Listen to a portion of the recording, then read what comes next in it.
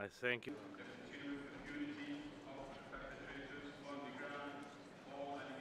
Our findings indicate that in their conduct of hostilities, the parties to the conflict have failed to protect civilians. They have failed to take necessary precautions in attack to spare civilians and to avoid the incidental loss of life. Moreover, they have frequently failed to distinguish themselves from civilians in the areas in which they operate, unnecessarily subjecting civilians to the brutality of war.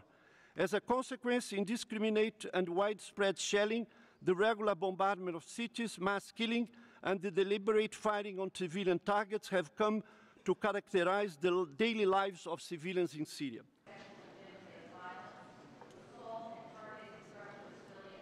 We have documented countless incidents in which medical care has been used as a tactic of war.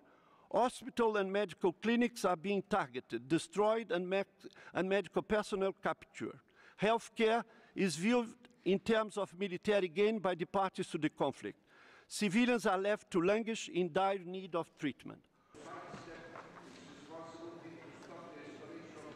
If the national, regional, and international actors fail to find a solution to the conflict and stop immediately the agony of millions of civilians, the alternative will be the political, economic, and social destruction of Syria and its society, with devastating implications for the region and the world.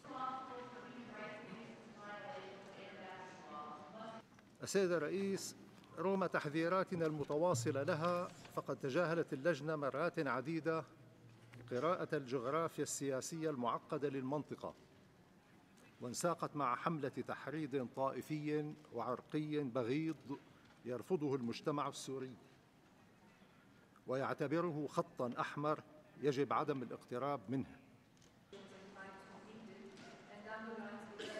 Looking forward, might the Bosnian-Kosovo hybrid tribunals, domestically led processes rely on elements of international support, offer viable models for offering international assistance to the Syrian domestic system during or after transition as it considers questions of accountability, if the Syrians agree.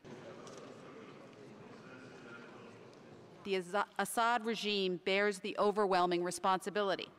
We continue to be appalled at the regime's ongoing disregard for human life and its indiscriminate use of force and heavy weaponry in residential areas, including ballistic missiles and aerial bombings.